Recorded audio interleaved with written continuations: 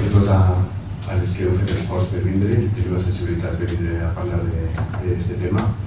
Moltes gràcies també a les persones que han fet possible aquesta xerrada, a Jacobo, que s'ho va posar molt, a les dues persones que tenim així de ponents, a Ángel Mora i a Diego, i insistís a totes vosaltres per vindre també.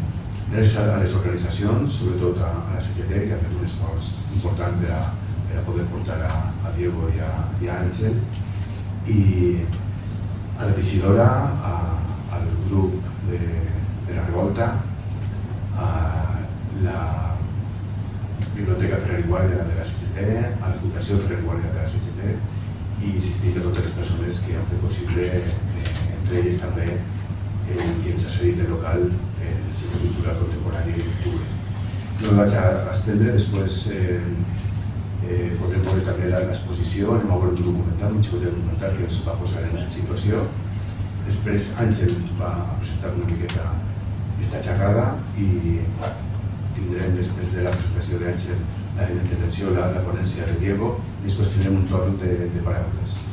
Després inaugurarem oficialment l'exposició que tenim en el hall i després farem una picareta. Per tant, esteu convidades a tots i espero que s'ho passem totes molt bé. Vinga, gràcies.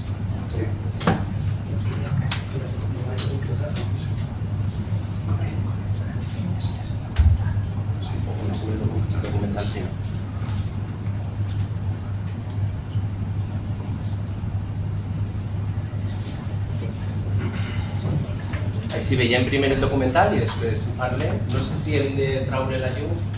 Gràcies.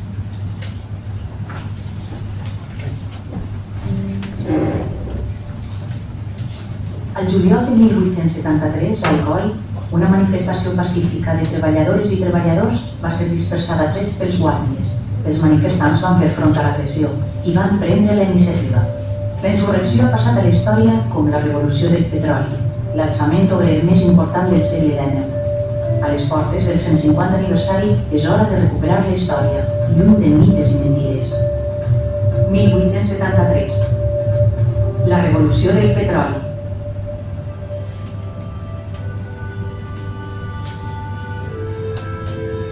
La indústria va arribar ben pront al coll, i amb les fàbriques molts diners, moltíssims, per als amos que s'afanyaven a construir edificis senyorials ben sumptuosos. Però la majoria dels nostres besavis i rebesàvies vivien la misèria. Els obrers treballaven 10, 12 i fins a 18 hores diàries per 2 pessetes de l'època. Les dones feien la mateixa jornada, però cobraven la meitat. I les seues filles i fills, des de 6 anys, la meitat de la meitat. Vivien amuntonats en porqueres, passaven fam i patien malalties infeccioses freqüentment. Un de cada 3 xiquets moria abans de complir un any. Aquesta era una situació comuna a moltes ciutats. Per això, treballadores i treballadors d'arreu d'Europa van organitzar l'Associació Internacional de Treballadors, ara fa 150 anys. Reclamaven una vida digna, sense amos ni déus. La Internacional va aterrar amb força a Espanya i al gener de 1873 va instal·lar la central a la nostra ciutat, que es caracteritzava pel seu moviment obrer combatiu. Dones i homes disposats a tot, perquè no tenien res a perdre. Als Algars, entre Alcoi i Cocentaina, va esclatar el conflicte. Els treballadors d'un molí de paper van reclamar un augment del salari i una reducció de la jornada laboral, però el propietari, Facundo Vitoria, no va acceptar les demandes. En lloc d'això, va intentar contractar esquirols i fins i tot subcontractar la producció a la competència. Els internacionalistes ben organitzats ho van impedir. 4 mesos va durar la vaga, perquè l'empresari va preferir tancar la fàbrica abans que aconseguir les millores, i tot aquest temps van sobreviure gràcies a la solidaritat de la resta dels obrers i les obreres de la comarca. Finalment s'escampa l'exemple. El dia 7 de juliol, 6.000 treballadores i treballadors es reuneixen a la plaça de Bous. Entre tots acorden convocar una vaga general per exigir la reducció de les hores de treball i un augment del salari que els permeta viure amb dignitat. Fins i tot les autoritats reconeixen la situació de precarietat que afecta la classe treballadora, que es tradueix en una realitat de pa negre i carn infectada de paràsits. Tot i que feia 5 mesos que s'havia proclamat la Primera República Espanyola, les treballadores i els treballadors no tenien cap esperança en les noves institucions. Denunciaven que la mateixa explotació pesa sobre nosaltres des de la proclamació de la República burgesa que durant la monarquia, i no anaven mal encaminats.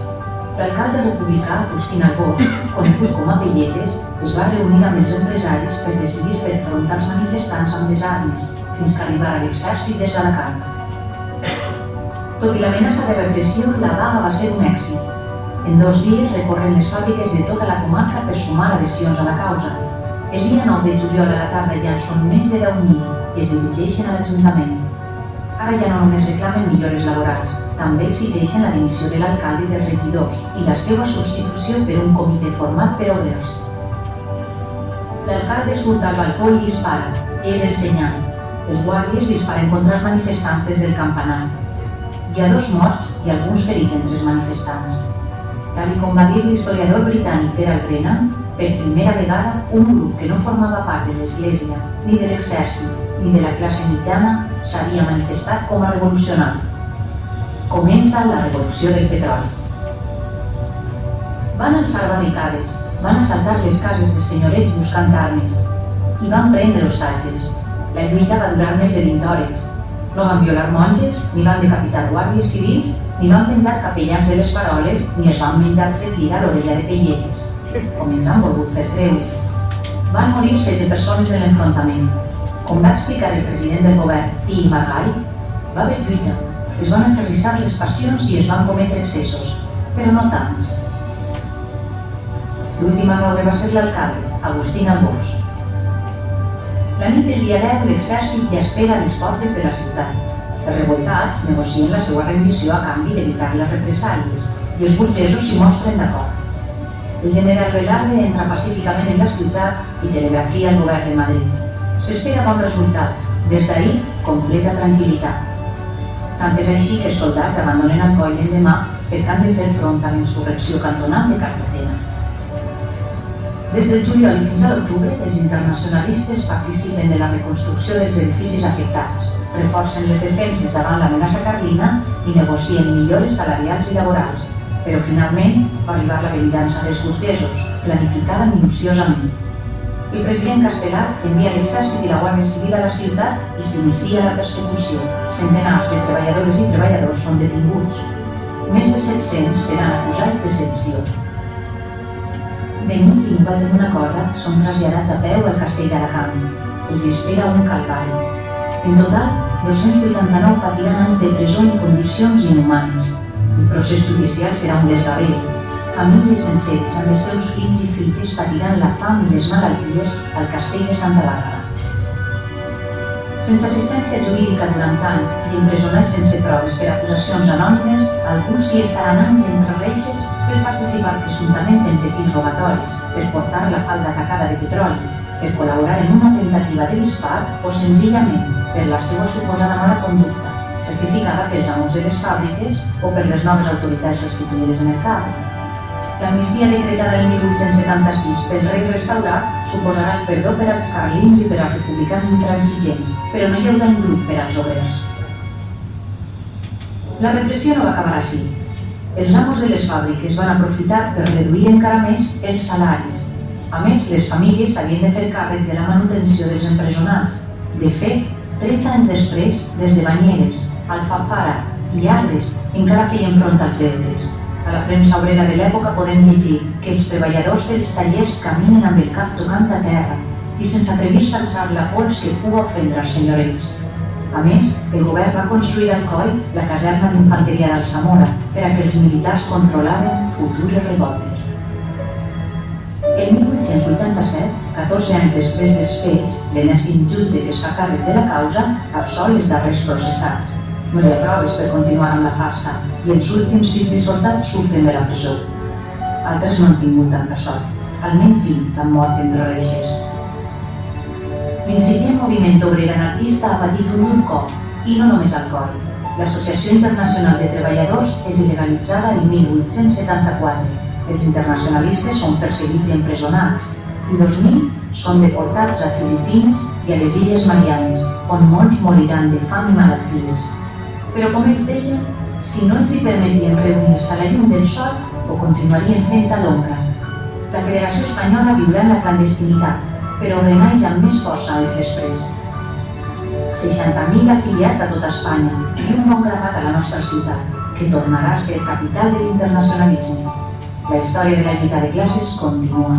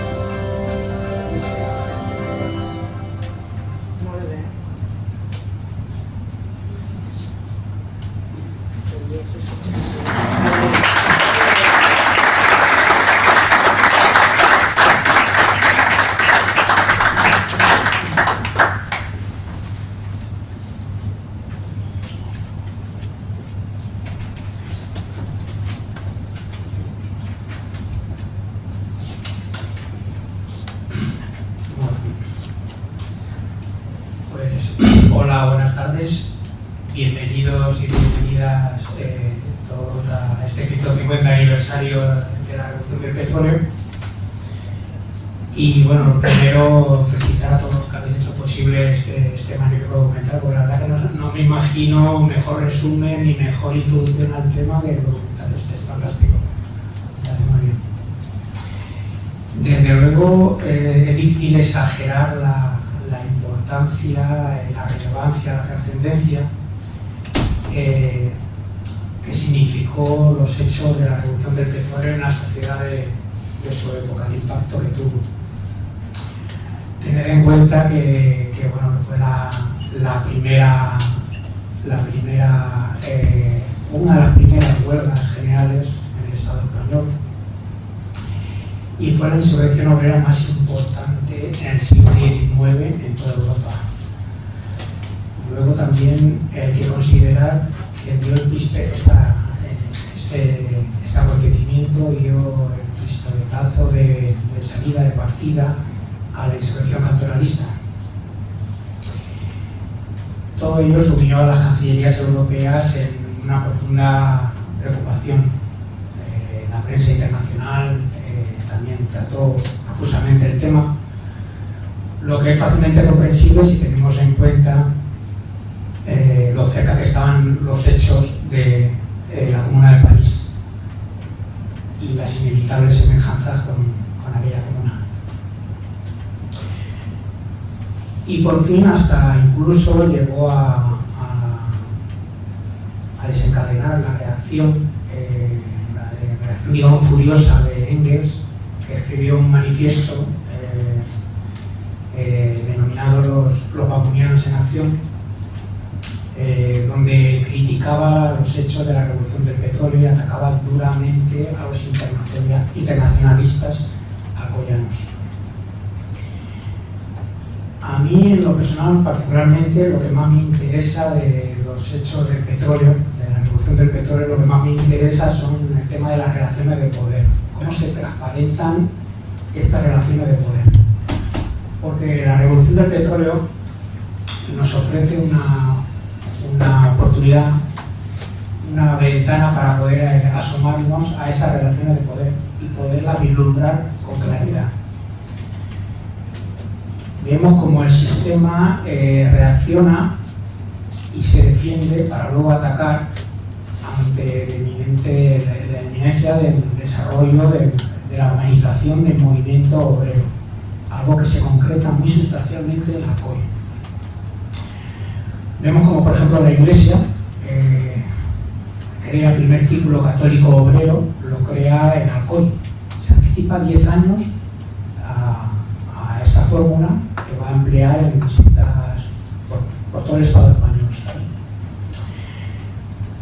Vemos también como, por ejemplo, el empresariado se organiza y crea la primera organización, una de las primeras organizaciones patronales para suministrar medios económicos para contrarrestar y para frenar el avance de los obreros, para desarticular así las organizaciones obreras.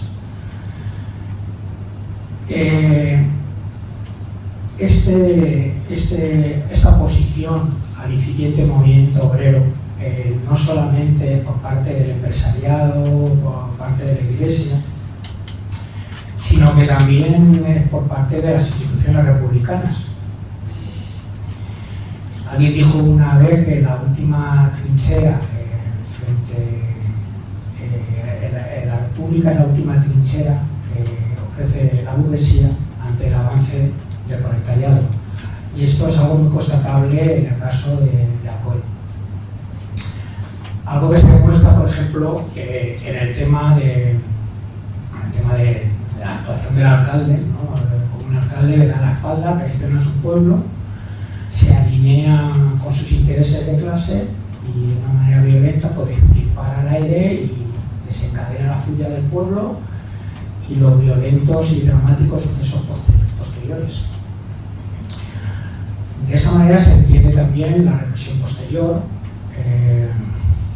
todos los procesamientos, los arbitrarios que fueron, todas las detenciones indiscriminadas que hubieron. Y sobre todo, una cosa muy característica y muy destacable es el proceso desinformador, algo que nos suena tanto a las FES, algo que está tan de moda hoy en día, ¿no? Porque la verdad es que fue un proceso desinformador brutal, a escala nacional e internacional. Se deshumaniza a los trabajadores, a los huelguistas, se construye un relato grotesco donde estos trabajadores, como habéis visto en el documental, ¿no? Pues hacen auténticas atrocidades, ¿no? Violan monjas, crucifican a los curas, practican actos hasta de canibalismo. Y bueno, y al alcalde pues nada, lo despellejan, lo queman, hacen de todo, vamos. En fin, este relato tan inverosímil pues fue extendido por toda la prensa republicana de la época, pero lo más llamativo y lo más curioso es que no solamente por la prensa, sino que también por el Parlamento republicano y por los ministros del gobierno republicano, que dieron pábulo y extendieron todas estas difamaciones. Tampoco pensamos que es algo tan alejado en el tiempo, algo que está tan lejano y que no tiene ninguna resonancia en la actualidad, porque sí que tiene ecos todavía en la actualidad.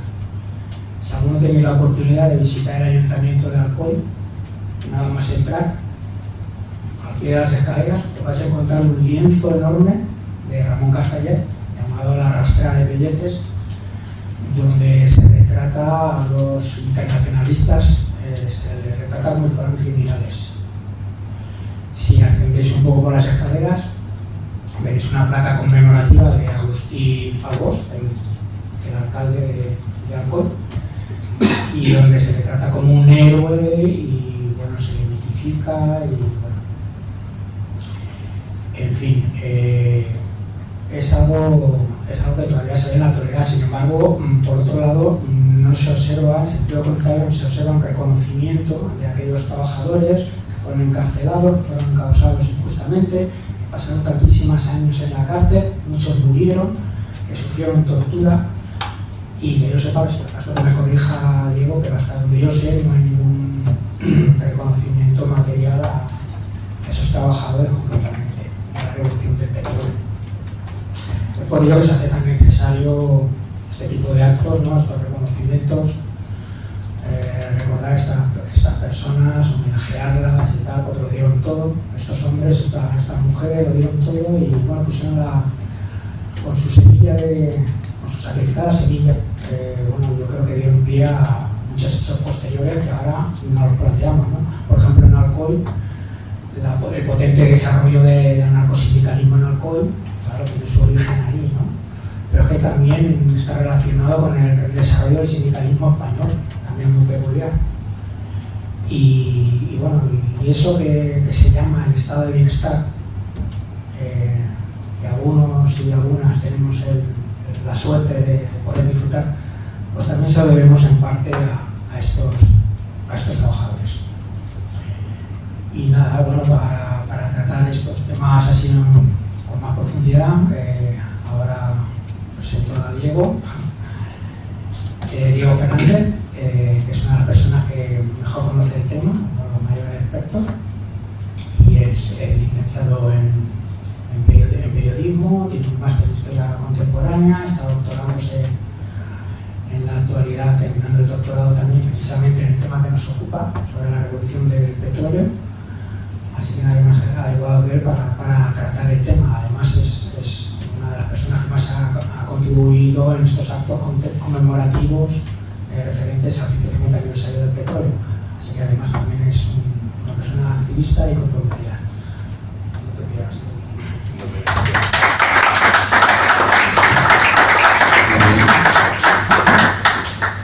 No esperem començar, Igual per les referències aquestes que has fet, que ens queda 150 anys després dels fets del petroli, de la revolució del petroli, per cert, que és com ho diem nosaltres al cor, i el petroli encara ho diem malament, però si algú s'apropa alguna vegada a l'arxiu que no busqui revolució del petroli perquè no trobarà absolutament res, ha de buscar revolució del petroli, que ho diem malament, però ja s'ha quedat que pràcticament és com un nom propi. Deia que vaig a començar pel final, perquè he quedat la ciutat en commemoració d'aquella història, o més que d'aquella història, en memòria dels treballadors i dels treballadors que ho van fer possible, aquella gran organització, estava de tant calcular-ho, però fa més de 30 anys va posar una placa en un carrer, de vidre, en una casa modesta, on deia que així va estar la seu de la primera internacional de treballadors. De fet, és la imatge en el vídeo, no? Aquesta casa va caure poc després i aquesta placa està en la seu de la CNT. Alguns li hem recordat a l'Ajuntament, als successius governs, que la placa no estava ben col·locada, que allí no estava en la seu de la Internacional i hem documentat on havia d'ubicar-se, doncs encara estem esperant que la posen. Això sí, l'Ajuntament està ple d'aquests records a pelletes al seu assassinat i la seva arrestada. I quan tornes a l'Ajuntament d'Alcoi, fixa't que està aquesta placa d'Agustín Albós, et gires i el que està al costat és Canalejas. És a dir, els únics dos polítics dels que es fa memòria a l'Ajuntament d'Alcoi són dos víctimes de l'anarquisme. Jo em sent més còmode en la conversa que en la conferència, així que vaig intentar ser breu perquè després vosaltres parleu, perquè tampoc sé com de familiaritzats esteu en el tema, també hem vist el vídeo i tampoc vaig a repetir-me, però algunes coses si em permetreu que posem accent. I a més, controlem el temps, parlem 20 o 30 minuts i a partir d'ahir us cedís la paraula i parlem entre tots. Mireu, la revolució del petroli, com deia abans, és un fet molt important. És molt significatiu. No perquè sigui la primera vaga general, és que la primera vaga general és de l'any 54 a Barcelona, de fet hi havia hagut una altra al Alcoi el 1856, fixeu-vos el bienni progressista, no és tant per això, sinó per qui encapçala aquesta insurrecció. De fet, aquests dies s'estava calculant quina havia sigut la repercussió que havia tingut la revolució en la premsa internacional. Sols als Estats Units ja en el mes de juliol de 1873 hi ha 75 portades de periòdic que fan referència a la revolució, a la insurrecció, amb una lectura que ja ens podem imaginar, quan, evidentment, si mirem anys abans i comparem amb altres processos, no hi ha ninguna referència. Però és més, deies abans molt bé, la insurrecció comença amb una vaga general el dia 8 de juliol de 1873 i el cantó de Cartagena esclata el dia 12 de juliol, 4 dies després. Si mirem quin és l'impacte sobre la premsa nord-americana, dic la nord-americana perquè és més fàcil és més fàcil de mesurar. Si mirem quin és l'impacte del cantó de Cartagena i aquest mateix mes, és menor l'impacte que el de la insurrecció del cor. Per què? Deia, per qui són els protagonistes. Ja que vam parlar de les causes, molt ràpidament. Quines són les causes? Doncs en primer lloc, un procés d'industrialització molt específic en el marc del País Valencià, amb lligams més amb Catalunya que amb la resta del país, que es fa sobre les esquenes de la sobreexplotació dels treballadors, de les treballadores, dels seus fills i dels seus filles. El documental ho diu, des de 6 anys treballaven. Accidents laborals. Estem parlant de salaris de misèria i de condicions laborals i a les seves cases que ara ens posem les mans al cap. Estem parlant d'una esperança de vida de 18 anys. Estem parlant d'una mortalitat infantil, diu el documental del 33%, en algun moment està fregant el 50%. És a dir, estem parlant d'una sobreexplotació de la mà d'obra en base de la qual es construeix unes acaudades fortunes que tenen la seva màxima expressió després, per exemple, en alguns dels edificis més significatius. Ho dic per si algú ha sentit darrerament que en el meu poble, en Alcoi, es celebra una fira modernista que fa molta gràcia, si us ocorrís anar, ara que no m'escolten, no n'hi haurà molts alcoians en la sala, però si us ocorrís anar, que deu ser molt divertit, segur, però tots van vestits de burgesos, i es pensen que estan fent una commemoració històrica quan en realitat eren una minoria molt reduïda la que aconseguia construir el seu tresor, la seva riquesa sobre l'explotació dels treballadors i les treballadores. Dèiem, un procés d'industrialització molt específic, amb unes condicions molt particulars, també per qüestions orogràfiques, de comunicació fonamentalment i per altres raons, un context polític molt interessant, el sexenni democràtic, no abundaré, però penseu que la Internacional es funda l'any 64 a Londres, arriba a Espanya l'any 70 en el Congrés de Barcelona, l'any 72 es produeix el trencament, com sabeu, en La Haia, després en Suïssa, en Saint-Imier, i a partir d'aquest moment és exclusivament llibertària. I és en aquest congrés, el Congrés de Córdoba que es celebra entre el 25 de desembre de 1872 i el 1 de gener, fixeu-vos, els congressos els organitzaven el dia Nadal, el dia Cap d'Any, perquè no tenien altres vacances, evidentment. Allí decideixen dues coses fonamentalment. Una, que els postulats eren llibertaris, a partir d'aquest moment, de fet el Consell passa a anomenar-se Comissió d'Estadística i Correspondència, i la segona qüestió, important per a la història que ens ocupa, és que la capital estarà en Alcoi. Estava a València i de València es traslladen a Alcoi. I són triats també uns líders molt joves, Cebrià Albarracín, de Llíria, Francesc Tomàs, mallorquí, Vicente Fonbuena, valencià, uns líders que han desplaçat, diguem-ne, han apartat els marxistes, però també han desplaçat els que fins a aquest moment es feien càrrec. Més decidits, molt joves, 20-22 anys, i trien Alcoi per raons evidents. Ja hi havia alguns que s'havien afindat allà per conèixer quina era la zona, i finalment la primera acta és del 7 de gener de 1873, i a partir d'aquest moment la capital està allí. Gener de 1873, deia el context polític, clar, en el mes de febrer, l'11 de febrer es proclama la Primera República. La Primera República, que ja sabeu que arriba, alguns historiadors diuen sorpresivament, o una república sense republicans, fins i tot han arribat a anomenar-la. Bueno, siga com siga, és rebuda, com dèiem, és de veres per als treballadors i per les treballadores, amb desconfiança. Amb desconfiança per què? Perquè des de l'any 68 ja sabien que és el que podien esperar dels republicans, que és el que podien esperar del Partit Republicà. I és de veres, és cert, que totes les faccions del republicanisme no són iguals, això és de veres. Ahí tenim el cantonalisme, però en aquest moment, en el moment en què esclata la revolució del petroli, el president de la república és Pi i Margall, que ho és des del mes de juny. I la referència que feies a la darrera trinxera és la circular número 8 de la comissió, la que diuen és l'últim baluart de la burguesia. Així que parlem d'industrialització, parlem del context polític de la Primera Internacional i parlem de l'AIT, que aterra en una ciutat on els treballadors i les treballadores, a més de tindre una determinada realitat i unes determinades condicions de vida, això no explica la insurrecció.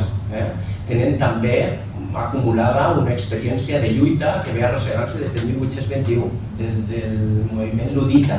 L'any 1821, en el COI, i és pràcticament contemporani amb les notícies que arribaven del Capital 1, ja arriben unes màquines de filar, han de carregar i desfilar a la ciutat, i la resposta de molts treballadors i de moltes treballadores de dins de la ciutat i de fora de la ciutat és exigir la seva destrucció. Trenquen la maquinària que n'hi ha fora de les muralles de la ciutat i exigeixen que es desmunten la que n'hi ha dins. Això ja ens dona un tema molt interessant, podríem aprofundir, però això ja ens dona algunes pistes de quina és l'organització que hi ha darrere. Com deia abans, una vaga general en el 56, n'hi ha altres vagues. Com intentava explicar, les condicions no expliquen la revolta, perquè moltes vegades, i igual amb el documental aquest també ho donem a entendre, són aquestes condicions les que provoquen la insurrecció. No és sols aquesta qüestió, i han d'haver altres components, i els components fonamentals és l'organització. És l'organització de la internacional, però també és l'organització dels treballadors de la ciutat, que venen arrossegant aquesta experiència. Deia, en alguns informes anteriors podem veure que hi havia vagues des de com a mínim 1870. Estem parlant a l'ombra de la comuna, moltes vegades, és cert, però estem parlant d'un període en què hi ha un moviment huelguístic molt important. La comarca, no sols en el COI, en la resta de la comarca han aconseguit triomfar en algunes vagues sectorials. De fet, hi ha un conflicte que s'enquista, d'aquest tenim més notícies. Veiem en un documental, al Salgars, en Cocentaina, en un molí de paper. S'enquista aquest conflicte perquè l'amo de la fàbrica, el senyoret, prefereix subcontratar la producció abans que cedir a les demandes o contratar esquirols, però l'organització és tan potent que aconsegueix bloquejar aquests intents per substituir els treballadors. Un conflicte, com deia, que comença en el mes d'abril i que quan arribem al mes de juliol ha sigut sostingut amb la solidaritat de tota l'organització a nivell comarcal i comença a hundir l'exemple, va més enllà. Si no ho aconseguim parcialment, ho intentarem de manera global. El dia 7 de juliol hi ha una assemblea. Els testimonis de l'època ens parlen de 5 o 6.000 persones reunides en la plaça de Bous. 5 o 6.000 persones que decideixen declarar-se en vaga per a que els augmenten els salaris. Parlen de 4 o 6 reals, això és una peseta o una peseta i mitja de jornada diari i una reducció de la jornada laboral. No parlen d'altres demandes, són molt senzilles. El dia 8 la vaga és un èxit, no treballa absolutament ningú, no sols en les indústries, per cert, he parlat de la indústria paperera, però fonamentalment la indústria era tèxtil, de la llana i també hi havia metal·lúrgica, però no hi ha ningú sector en el que es treballa, no és sols en la indústria, sinó que en la resta de la ciutat i en la resta de la comarca coneix l'exemple. El dia 8 no treballa ningú i n'hi ha negociacions amb l'alcalde. Què pinta l'alcalde així? No hi havia legislació laboral, així que l'alcalde és qui fa d'intermediari. L'alcalde es reuneix amb els treballadors, amb la comissió que han constituït i després es reuneix amb el senyoret, en el Círculo Industrial, com dèiem, aquesta organització que s'havia creat el 1868 i de la que formava part l'alcalde Agustín Albós. Tot i ser república federal, des de veres, tot i ser un revolucionari liberal, havia participat en totes les insurreccions que havien hagut des de l'any 44 i en algun moment havia tingut algun lideratge fins i tot dins del moviment obrer. Hi ha algunes afirmacions que no estan massa clares, però l'alcalde fa aquesta tasca d'intermediar entre les demandes dels treballadors, de l'organització, de l'AIT i dels empresaris. Clar, els treballadors tenen ulls i orelles a tot arreu i s'adonen de quin és el lloc que està fent, perquè el primer que fa el dia 8 pel matí és enviar un telegrama, ja s'hi m'aturaré, enviar un telegrama a Alacant demanant reforços militars. M'aturen-s'hi perquè moltes vegades des de la historiografia o des de determinada historiografia, aquella que patim des de fa tantes dècades, s'ha dit que va ser un acte premeditat. No ho va ser en absolut. La insurrecció és una resposta, com dèiem abans, a la reacció de l'alcalde. No hi havia premeditació. Si hagués hagut premeditació, hagués tallat el cable i no hagués pogut enviar el telegrama. Perquè en altres insurreccions anteriors, republicanes, de fet, de l'any 69, van tallar el cable i a partir d'ahir ja no hi havia comunicacions, però van haver comunicacions durant tots, en qualsevol moment, tots els dies que va durar van haver comunicacions amb Alacant i fins i tot amb el govern central. Ens consta que això de fet Moragó es va reunir amb Pi Margall o a través d'intermediaris probablement.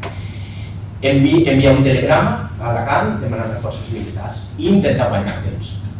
Mentre acorda amb els senyorets, amb els amos de les fàbriques, que resistiria fins i tot amb les armes. Tot això ho sabem pel procés judicial, per la documentació que va quedar després, que resistirien amb les armes, si farà falta, fins que els treballadors i les treballadores tornaren a la feina.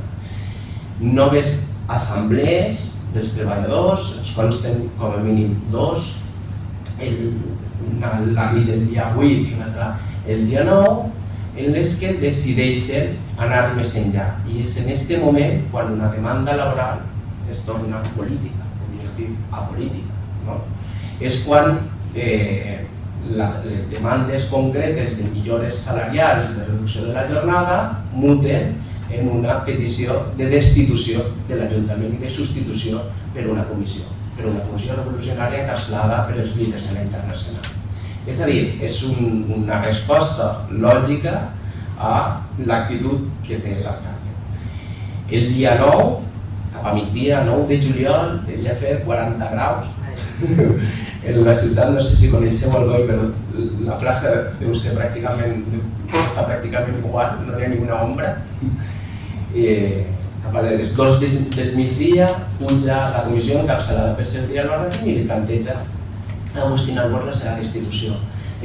Una vegada més, amb la seva estratègia dilatòria, el que fa és intentar guanyar temps per a que arriba l'exèrcit i ens diu que aquesta decisió no la pot prendre, que l'ha de prendre el governador civil, que la confiarà. Sergi Albarracín s'assoma al balcó de l'Ajuntament i li demana permís als treballadors per a baixar. Ens diu que no hi ha res a fer en aquesta negociació i que s'hi pot baixar. Baixa, les paraules s'aniran a més i en aquest moment s'assoma l'alcalde. Tu deies, dispara a l'aire. Això ens han contat. És un debat historiogràfic interessant perquè on va disparar? Va disparar a l'aire, alguns diuen que va disparar contra els treballadors. És que no és la primera vegada que ho feia. En l'any 56 deia que hi ha hagut una vaga general en la que els treballadors no es van reunir en la plaça, sinó que es van reunir en diferents punts a les afores de la ciutat i ell, encapçalant la milícia nacional, es va dissoldre a trets. Era un exabrante, mil homes que diuen. Ell surt al balcó i dispara, això ho sabem. De fet, hi ha un testimoni del secretari de l'Ajuntament que diu no, és que després entra i diu ara ja sabem que tenim armes. Clar, dona igual, el que defensa és, no ho sabrem mai, però a més és que dona igual si dispara a l'aire o dispara contra els manifestants, perquè ja havia posat a 4 guàrdies en el campanar, si coneixeu la plaça, està en un lateral, i ese campanar no, perquè el van desmuntar i van fer la piscina i entonces ells van tornar a fer, però des del campanar hi havia 4 guàrdies i van disparar contra els manifestants. Un altre debat i historiogràfic que arrosseguem des de fa vegades. És que si haguem volgut fer una matança, l'haguem feta. A veure, en l'època ja existien armes automàtiques, però no les tenien els guàrdies en aquell moment. Així que el que van fer és disparar, després agafen l'arma, tenen que carregar-la, també apuntant, no queda a la plaça absolutament ningú, però 2 treballadors van caure morts. Un mort i l'altre probablement va morir a partir de les ferides. Diem probablement perquè no sabem qui és el que va caure, ens consta després quines són les víctimes mortals i una havia sigut, havia rebut un impacte de bala en els primers moments. Hi ha 2 morts, quina és la diferència entre 1873 i l'any 56? L'organització. L'organització que tenen en aquest moment, personalitzen Severià el Barracín, però ja existia, va més enllà d'això, d'un mestre d'escola de 22 anys de Llíria que apareix en la ciutat, no són messies, el que fan és anar a per armes. Ells no tenen armes, un altre dels debats, no, és que tenien armes, no. Qui tenia armes en aquella època? Perquè en aquella època hi havia moltes armes. Qui tenien armes? Tenien armes que tenien diners. Ells i els voluntaris per la República, això és cert. El de veres que els voluntaris per la República també estaven armats, i molts dels voluntaris per la República eren treballadors que no van anar a recolzar a l'alcalde, a fer-li costat a l'alcalde, sinó que es van posar a la vora dels treballadors i de les treballadores. Van a per armes, agafen hostatges, tota aquesta història que ens han explicat, alcen barricades, i ahir s'inicia allò que Engels deia, los pacoministes en acció, aquelles 20 hores de lluita en què 5.000 o 6.000 àcrates es van enfrontar a 20 guàrdies. No és ben bé, sí. Una vegada més, si vegem l'espai, això podria haver projectat, seria fàcil d'entendre. L'Ajuntament sols té una entrada. Entonces, si tu estàs cobrint aquesta entrada des del campanar amb 4 guàrdies, no t'aproparàs a tirar la porta. De fet, els internacionalistes el que van intentar és negociar amb l'alcalde. Van enviar, ens consta, fins a 3 comissions formades per alguns burgesos, per dones, per un capellà, fins i tot que va participar d'aquestes negociacions, i el Bosch va rebutjar aquesta intermediació en tot moment. Per què? Perquè esperava que arribaren les forces des d'Alacant, que per cert no anaven des d'Alacant, sinó que venien des de València. I en quin moment acaba aquest enfrontament? Acaba quan se'ls acaben les bales als guàrdies que estan en el campanar. A partir d'aquest moment ja no poden cobrir l'entrada. És en aquest moment, estem parlant de l'entorn de les 3 del matí, de la nit del 9 al 10 de juliol, en què l'alcalde diu anem a intentar fugir per on puguem, i comencen a foradar des de l'Ajuntament als edificis que tenen contigus, que tenen paret en paret, per a intentar eixir per el carrer de baix. Saltar la barricada que els estava rodejant, saltar les barricades que rodejaven tot l'Ajuntament, per eixir per un altre costat a les 2 i les 3 del matí. Però evidentment, si a les 2 del matí comences a tirar un tabic, des del carrer, encara que ja era molt folló, serà fàcil d'escoltar. Quina és la resposta dels treballadors? I així tenim, i així anem a comprendre per què s'anomena la revolució del petroli, més enllà de l'herència de la comuna, les petroleres i tots aquests mites.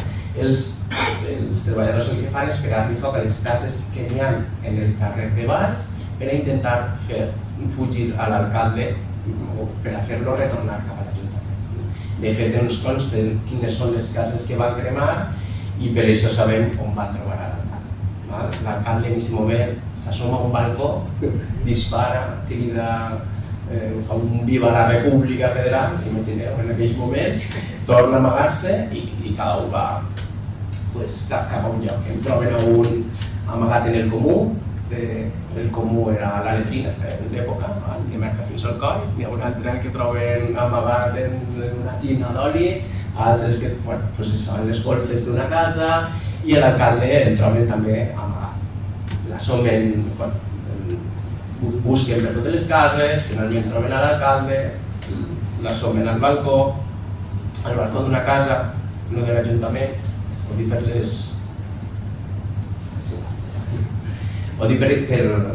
les lectures historiogràfiques que se n'han fet després. Perdó.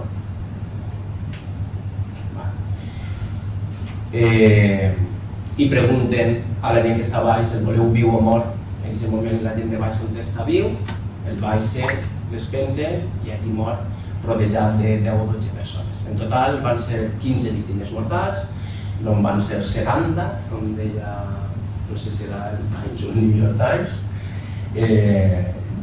Van haver 15 morts, entre els 15 morts hi ha 3 internacionalistes i la resta, sincerament, són fàcils de deduir quines les raons que van moure a la gent a assassinar al recaptador d'impostos, a assassinar al sogre de l'alcalde, que també havia sigut alcalde, a matar, fixeu-vos,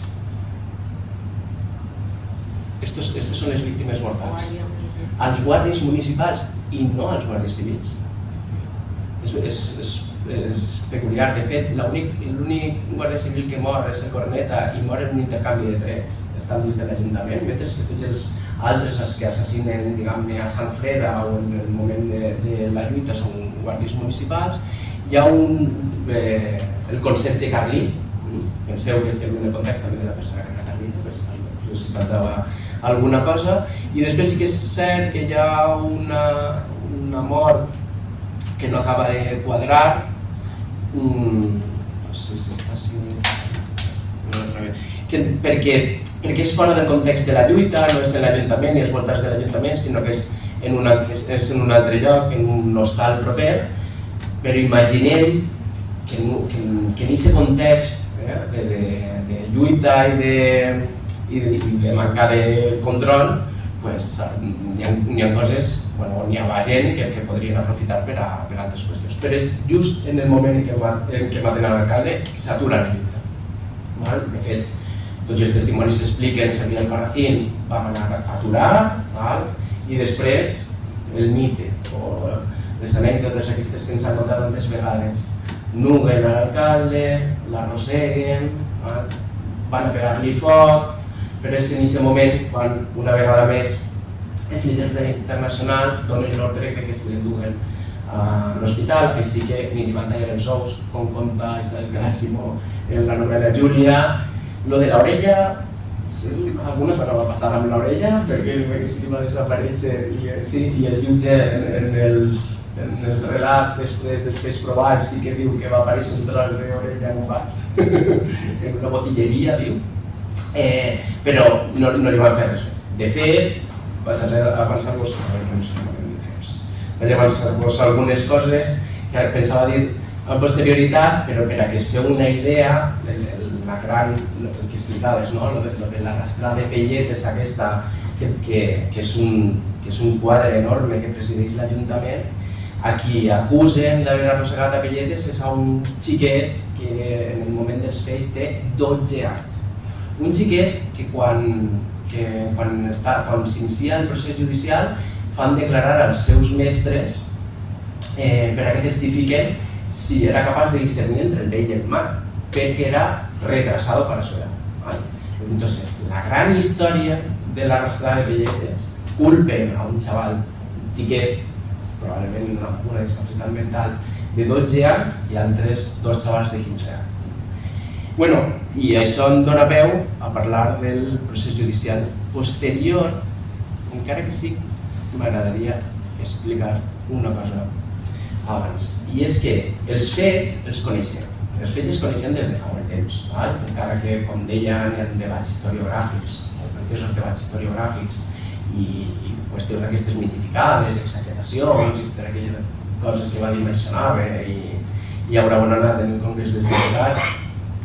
Tots aquests fets els coneixem. El que desconeixem, i és més interessant, és que fixeu-vos que una vegada ha acabat la lluita, una vegada ha mort pelletes i s'ha aturat el conflicte, l'exèrcit està molt a prop de la ciutat, estan en Villera, per a que es situeu. Però, diguem-ne, una avanzadilla, alguns ja estan en Ibi, per als que coneixeu la zona, i a partir d'aquest moment el que fan els internacionalistes és enviar comissions per tal de negociar l'entrada de l'exèrcit a canvi de retirar les barricades i d'entregar les armes.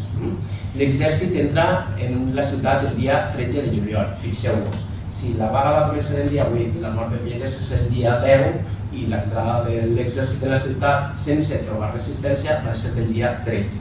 I van negociar una altra cosa, i és que no detendrien a ningú. De fet, deixen fugir els líders de la Internacional la nit del dia 12.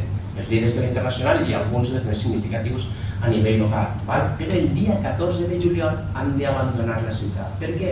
Perquè el general García Velarde, que era el capità general de València, li arriba l'ordre d'anar-se'n a Cartagena, perquè el dia 12 va esclatar el cantó. Us deia, el que és més desconegut és què va passar des del dia 14 de juliol de 1873, com s'ho van fer fins a finals del mes d'octubre. Un període en el que han sigut restituïdes les autoritats republicanes en la figura de Tomàs Maestre, que era el tercer tinent d'alcalde de Pelletes, però qui controla realment la situació són els treballadors i les treballadores, no els líders de la Internacional, ni tan sols els líders obrers locals, perquè han fugit la majoria, de fet, sinó membres del... Ho dic per què? Quan comencen a detindre'ls posteriorment, alguns declaren que el seu ofici, el seu darrer ofici ha sigut el de guàrdia municipal. Internacionalistes reconeguts, que ells mateixos reconeixen la seva militància, han estat actuant com a guàrdies des del mes de juliol fins al mes d'octubre. Com s'ho farien durant aquest període? Tenim molt pocs testimonis, molt poques proves, algunes notícies, així i allà, en la federació, en el condenado, en el que expliquen que han aconseguit el que pretenien, que per a ells ha sigut una vaga guanyada. Què és el que passarà a final d'octubre? Per què parla del període aquest des de juliol fins a l'octubre? Bueno, en aquests mesos, en aquestes setmanes, es reorganitza l'autoritat, diguem-ho així, entre l'Ajuntament, l'Audiència de València, el Ministeri de Justícia i el governador civil i militar d'Alacant. Ho sabem perquè tenim proves, tenim els telegrames que van intercanviant-se, xifrats. El que passa és que després, durant el procés judicial, hi ha un jutge que demana que es desxifre. El xifratge és molt senzill, n'hi ha números, ja està. No sabem a què es corresponen. I després l'acaben de xifrar i el que estan és organitzant la repressió. A finals d'octubre arriben tots els guàrdies civils, infanteria, i després l'exèrcit estarà allà permanentment en la ciutat, construiran la caserna, com diu el documental i tot això, i en una nit, la nit de l'1 al 2 de novembre de 1873, detenen en una sola nit a 126 persones. Al dia següent, els familiars van a la presó a interessar-se per la sort d'aquestes persones que han detès i ja no queda ningú en la presó. La mateixa nit els van robar i, com diu en el documental, se'ls van endur a peu fins a Alacant. Si coneixeu la zona, penseu que en aquell moment evidentment no hi havia autovia, però ni tan sols hi havia carretera. I hi havia aquest pujar Sant Antoni, que és un pic de 1.000 metres, al qual està uns 500 i torna a baixar. Parlem d'un desnivell acumulat de 2.000 metres, per a que es feu una idea. A partir d'ahir hi ha una repressió indiscriminada, acusen a 711 persones, no sabem quants van passar per la presó, entengueu-ho, perquè moltes vegades utilitzen les xifres així de manera molt ràpida i és molt difícil d'entendre, però acusació se'n planteja contra 711 persones. El que passa és que d'aquestos 711 molts ni tan sols s'identifiquen.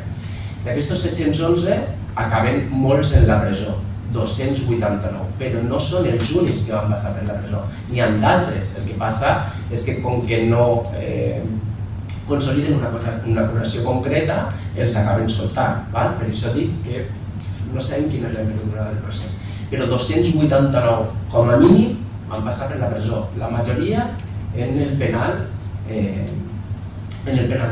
castell d'Alacant.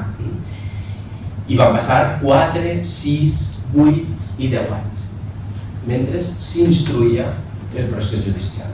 El procés judicial acaba en 1887, és a dir, 14 anys després. Queden, com diu el documental, sols 20 persones en aquest procés. 20 persones amb una acusació. Per què queden 20 només? Perquè els anteriors han sigut indultats, però els indults no van arribar fins a l'any 79-81.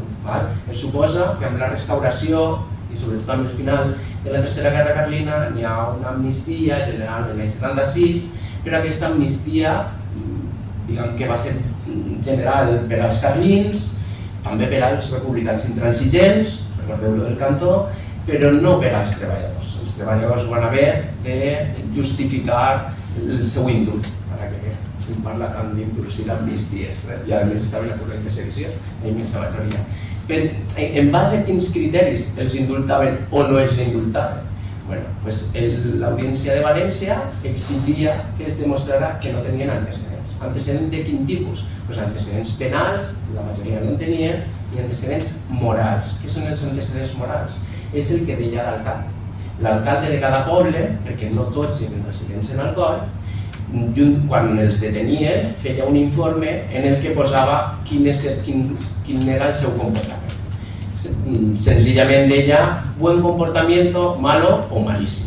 Si aquest comportament era dolent, en base a què? En base a la seva militància, no eren indultats. Per això dic, els indults van arribar l'any 79, l'any 81, van passar a través de l'electró. Clar, arriben 14 anys després, queden encara 20 persones, entre ells Capsoga, que és el xiquet aquest de 20 anys, el mal nom del xiquet aquest de 20 anys, no, perdó, de 12, però clar, de l'any 87 tenia 14 anys més, tenia 26, i els absolen, perquè no hi ha proves contra ningú, no hi ha proves concretes contra cap dels encausats. Per què els han detès? Els han detès per denúncies anònimes, delacions de persones que han arribat a l'Ajuntament o han jutjat amb un llistat de presumptes internacionalistes i la majoria estan en l'acusació inicial, diu de público se conoce que participó de la insurrección obrera del 73. I així tots. N'hi ha casos, n'hi ha una que acaba en la presó perquè la dona el denuncia. I segurament s'ho mereixia, però probablement ni tan sols s'havia participat en la insurrecció. Però n'hi ha moltíssims casos d'aquestos, d'amos de les fàbriques que denuncien els seus treballadors directament. Jo he sentit que ells han participat. Clar, a l'hora de concretar aquesta acusació en plenari, quan han de donar la cara, es recauen. No sols ells, sinó fins i tot els alcaldes i els que havien fet llistats interminables de 100 i de 200 persones. I així acaba aquesta història. Preferís que parleu vosaltres i us cediré la paraula. Així algunes imatges de les víctimes d'aquell moment. I la tasca que estem fent, això podria ser és una introducció de les causes, dels fets i de les conseqüències, i la tasca que estem fent i que esperem concloure en algun moment, i si voleu tornem i us l'expliquem, és identificar qui van ser aquestes persones que van partir tots aquests anys de presó. Entre ells, per exemple, les dones, també identifiquem quin és el seu origen, quina era la seva residència, i molt interessant, per exemple, quins eren els seus oficis, perquè així podem comparar quins oficis estaven sobrerepresentats sobre el conjunt de la població, quins eren els sectors en què hi havia major afiliació a la internacional, o en quins la internacional tenia menys representació. Penseu que en l'any 72 es parla, en el conjunt d'una població de 28.000 habitants, es parla ja de 2.500 afiliats a la internacional, que en el conjunt d'Espanya són 30.000, és la segona federació després de Barcelona. En l'any 73, que ja no tenim dades globals, o almenys no ens consten, en el qual ja es parla de 3.500 a 4.000 persones afiliades a la internacional. Com diu en el documental també, és il·legalitzada, ja ho sabeu, en la Federació Regional Espanyola, després torna a ser legalitzada en l'any 81, amb unes condicions molt precàries i ja desconnectada a nivell internacional, i el COI torna a ser, per ser capital d'aquesta comissió que es torna a instal·lar en la ciutat cap a l'any 85 o 86. I pregunteu vosaltres i a partir d'ahir parlem o mirem l'exposició, us explica d'on sorgeix l'exposició i tot el projecte que ens ve ocupant des de fa pràcticament un any. Moltes gràcies.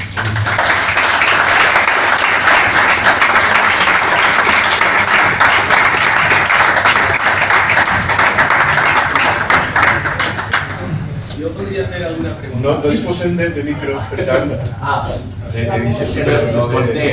tant, si voleu, si poseu dret. Bueno, jo primer vull felicitar-te perquè sempre és un tema que m'ha preocupat molt, el tema de la revolució del coll. No sé si no puc ingressar. Sempre m'ha agradat molt el tema, sempre de la revolució esta. I avui la conferència l'he disfrutat molt perquè m'he enterat de coses que no apareixen en el que jo hasta ara havia llegit.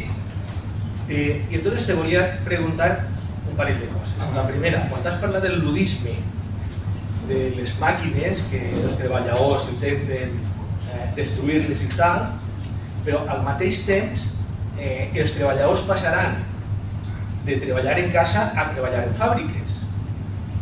És així, no? Sí. Això també influirà a que estiguen més organitzats. Serà la influència del ludisme sobre que després estiguen més organitzats. En segon lloc, te volia preguntar l'opinió sobre el llibre d'Isabel Clara Simó sobre Júlia, què opines d'ell?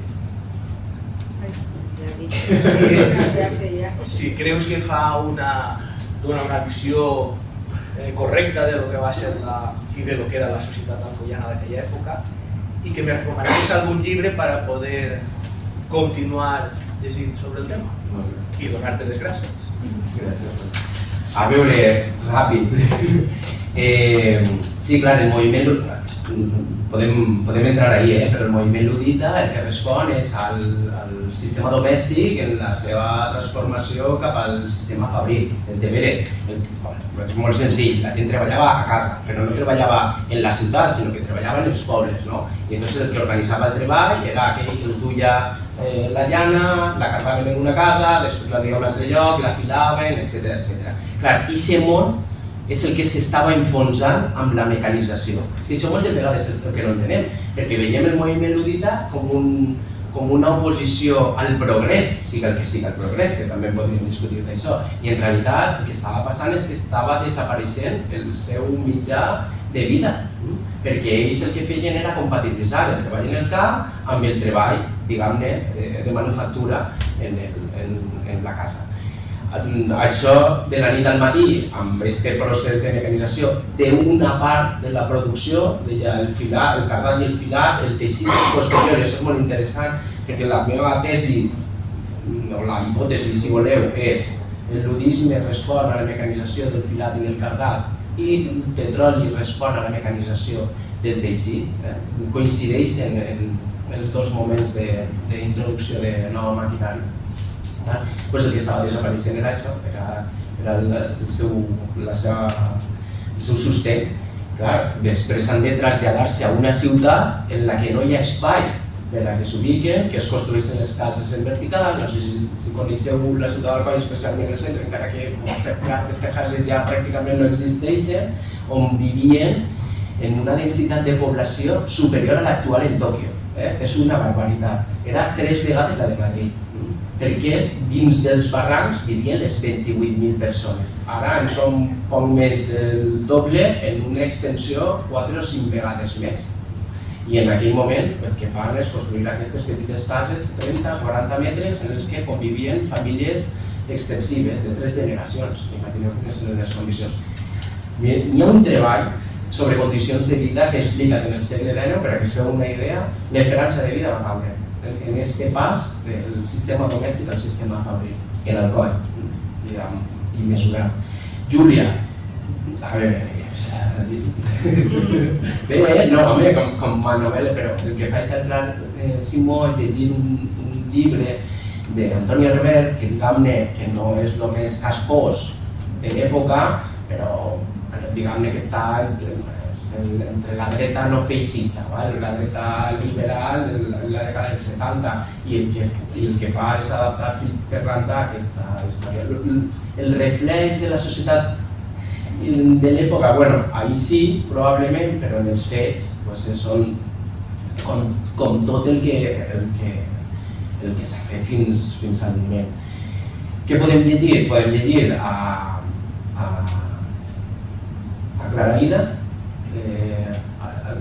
Clara Vida, una historiadora argentina que viu a Mèxic, que té un llibre que és Anarquisme i Revolució en el segle XIX, i hi ha un capítol que és el que parla sobre la insurrecció del rol, un capítol.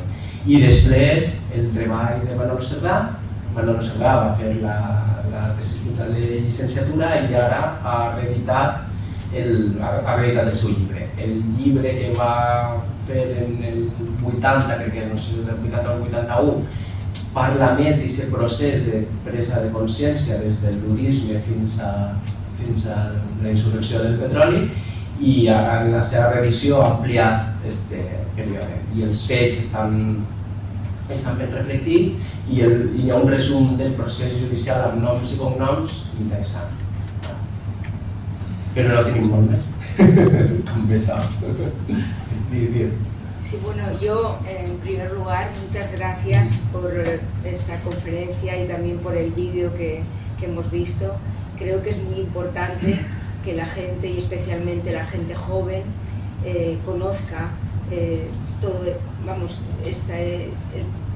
la historia de la clase trabajadora y la historia de la represión, todo lo que es la memoria democrática. Veo que el vídeo se ha hecho en un instituto y con gente... Espera, a ver, se ha hecho con gente del instituto, me imagino que con profes, con alumnos, tú seguramente has participado también, y tu compañero, y eso es importante porque pienso que la gente de allí, los adolescentes y las adolescentes, habrán visto y conocerán que la lucha por mejorar las condiciones de vida no viene de hace 50 años, sino que viene de mucho antes, y que en su ciudad han ocurrido una serie de hechos que hay que poner en valor. Hay una cosa que en el vídeo he escuchado, y es que la acusación, aunque tú has dicho que algunos de insurrección, de mal comportamiento, de que si la moral y tal, pero también se ha dicho secesión, y eso me ha hecho pensar en unir este movimiento al cantonalismo, porque claro, no sé muy bien qué relación tendría en un sindicato como la AIT con el cantonalismo. Eso me gustaría que me dijerais algo para... No, dos coses. Una, a veure, el documental l'hem encarregat. Al final hi sent tots els que van participar del Percami i van aportar recursos per tal de que li pagarem a les persones que anaven a fer el documental. Però sí que és cert que a l'hora d'afrontar el documental no teníem imatges, perquè les imatges que tenim són aquestes il·lustracions que es fan una lectura molt interessada dels fets. Parlàvem de l'obra de Castaller, però les il·lustracions de l'època us les podeu imaginar, algunes sí en el documental. Així que també vam pensar que l'alumnat podia participar d'aquestes il·lustracions. És l'exposició que teniu baix i que es correspon a unes imatges que utilitzo per a la presentació, i després un llibret que malauradament ja no ens queden, que em vam editar 2000, així que l'èxit va ser important, en el que alumnes de batxillerat artístic del meu institut van il·lustrar aquesta història. El mateix guió està il·lustrat, però el documental el van fer i algunes de les imatges es repeteixen. El cantonalisme, això que complicat, perquè clar, fixeu-vos que el problema de la revolució del petroli és que ens queda entre la comuna i el cantó. Hi ha un llibre recent, estava pensant ara, de Jean Moissan, que és una historiadora francesa molt interessant, en què ella parla de la relació de l'herència de la comuna en el cantó de Cartagena. Tot i això, jo no estic massa d'acord. Que hi havia notícies i fins i tot converses de que estava en marxa aquest procés, evidentment, però insistís, el que va passar en Alcoi és una vaga, una manifestació pacífica que les autoritats van intentar dissoldre a trets, i en aquest moment és quan hi ha una resposta organitzada, però no premeditada. Per tant, no forma part del moviment cantonalista posterior. L'acusació és de sedició. L'acusació que ens fan genèricament a tots és de sedició, però és de sedició perquè intenten apartar a les autoritats. El que passa és que el judici no és un judici per lo militar. Això també és molt interessant. No hi ha ningú procediment en l'època en el que siga un judici militar si no participen els militars. Després, la legislació antianarquista posterior, en època de la restauració, sí que provoca, com ja sabeu, aquests processos com el de Montjuïc, etc. Que per cert, si fem, clar, hi ha un llibre de José Luis Gutiérrez, no sé si coneixeu José Luis Gutiérrez, de Cádiz, que té un llibre que es diu L'Estat contra l'anarquia, en el que fa un repàs, veritat, de tots els grans processos judicials que n'hi ha, que van haver des de finals del segle XIX i fins a Escala, fins al cas Escala, no? A ell li falta un capítol. Jo li vaig dir un dia que vam coincidir i li dic que falta el capítol de la revolució del petroli i diu sí, clar, perquè no teníem aquesta història, encara no la coneixíem en profunditat. El que defensem nosaltres és que ahir s'inicia una determinada acció repressiva indiscriminada que és tan brutal. Jo de les tortures no soc capaç de demostrar, però és tan general el càstig a la població que és fins i tot comparat en el procés de Montjuïc o en el que segueix a la Setmana Tràgica molt més ample. Diguem-ne que així comencen a posar en pràctica aquesta política repressiva antillibertària que durant endavant hasta no dir hasta la Segona República, però igual no ens hem d'aturar. El que passa que la legislació és de veres que va canviar en la posterioritat. Ahir és que hi ha un moment en què no saben què fer, que duen 14 anys intentant sentenciar. Totes les notícies internacionals, totes eren negatives en quant a lo que passava. A veure, excepte el de la premsa obrera. Sí, a veure, mira, si mirem la premsa nacional, absolutament, podem fer una anàlisi des de la premsa carlina així més absolutista fins al republicanisme, fins al cantonalisme, que intenten deslligar-se del que ha passat en Alcoi. No sé si ho he arribat a dir abans, que als Estats Units podem trobar més portades sobre la revolució del petroli que ho he dit que sobre el cantó en el mes de juliol de 1873. Després, evidentment, fins al mes de gener del 74 el cantó, així que... Però tota la premsa i els republicans amb especial virulència. Clar, per què? Perquè volen desentendre d'aquest procés, perquè quan ens diuen que la Internacional està al darrere del moviment cantonalista, ells diuen que no tenen res a veure, que volen deslligar-se d'aquesta etiqueta. Però sí que és de veres que en paral·lel arriben comunicacions des de Lisboa, des de Nova York, des de Londres, d'organitzacions obreres felicitant els treballadors i les treballadores alcoianes pel triomf que han aconseguit. Bueno, no sé si s'esperaven el que els anava a caure a sobre. Deia abans que els líders de la Internacional venen a fugir, Xavier Albarracín és detingut en Madrid, però no l'arriben a identificar. És molt curiós aquesta història, entonces decideix pegar a fugir, se'n va a Suïssa, però torna poc després, ja malalt, i mor l'any 78 en Barcelona. Tifus és interessant la lectura que fa en algunes cartes, però la veritat és que l'únic que ens va deixar escrit, que és el que havia passat des de dins, és Francesc Tomàs el mallorquí, que va viure més, que va sobreviure fins al 1903, sempre va tindre els mateixos postulats, és apartat de la direcció cap a l'any 85-86, però aquesta ja és una altra història, l'anarcocomunisme i tot això, i aquests antics dirigents se'ls acaben deixant de costat, però sí que té una història, mira, és el que ho he dit abans, una història de l'anarcosindicalisme. N'hi ha un, de fet l'han publicat recentment, en l'editorial aquesta mallorquina, no recordo com es diu, perquè és un intercanvi d'articles entre Pablo Iglesias i Francesc Tomàs, en el que venen a explicar quin és el divorci, el trencament de l'any 72 i l'any 73, i enmig d'això expliquen els fets d'Alcoi i quina és la lectura que se'n fa. Clar, la lectura d'Engels, què té que saber Engels? No, a veure, el que passa és que no, perquè per la distància, perquè la lectura és molt interessada, evidentment, perquè és propaganda política, però és que moltes vegades donem aquests fets per sabuts. Però Engels comença dient una població de recent industrialització. A partir d'aquest moment, la resta té el valor que té. Sabem que Engels intercanviava cartes amb Mesa del sector marxista i que probablement era qui li va informar qui li va contar i a través de la premsa internacional va llegir el que va llegir.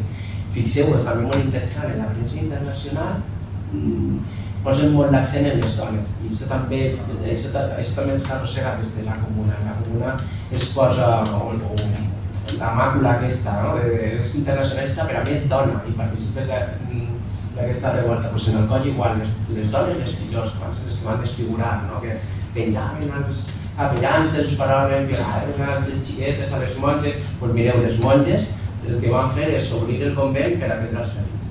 Molt interessant, perquè està allà a la vora i entonces el que van fer és això, la petició dels internacionalistes. És que si t'ubiques al voltant, dius, clar, així estava la seu de la Internacional, així s'emporten els ferits i les monges s'edigen els llits, no van haver atrocitats, van haver assassinats, va haver una lluita, i Margall resistió el alcalde y pagó con su vida, pues eso. Y mira, estos días estaba buscando cuántos alcaldes van morir este any, assassinats, i hi ha uns quants. Víctimes de republicans intransigents, víctimes de carlins, víctimes de... Però l'únic al que van loar, l'únic al que van honorar i el que més va sortir en la premsa de l'època i en els deballs de les Corts va ser Agustí Arbós. Per cert, li deien pelletes, però ja li deien pelletes d'abans, ja li deien pelletes d'abans, probablement és un bon nom familiar o de quan era menut o alguna cosa, no és que li feren la pell a tira i res així. Lo de l'orella és probable. Entonces de orella y la otra. Lo del palacete que se hace 2 meses antes de la revolución también, ¿no? I ese és el Nebó, està en construcció i fixa't que, clar, és quan es reuneixen els senyorets i diuen resistirem amb les armes fins que tornen a treballar, a l'hora de la veritat ningú li va fer costat a l'alcalde, perquè també estava molt aïllat, és que no el volien ja ni els republicans. Però dels únics jocs on va resistir als internacionalistes, un d'ells va ser el Paraguet aquest, que estava nobles encara, per ser de la família Arbós, però de Rigoberto. Ja se n'anem baix a veure l'exposició i continuem xerrant. Moltes gràcies.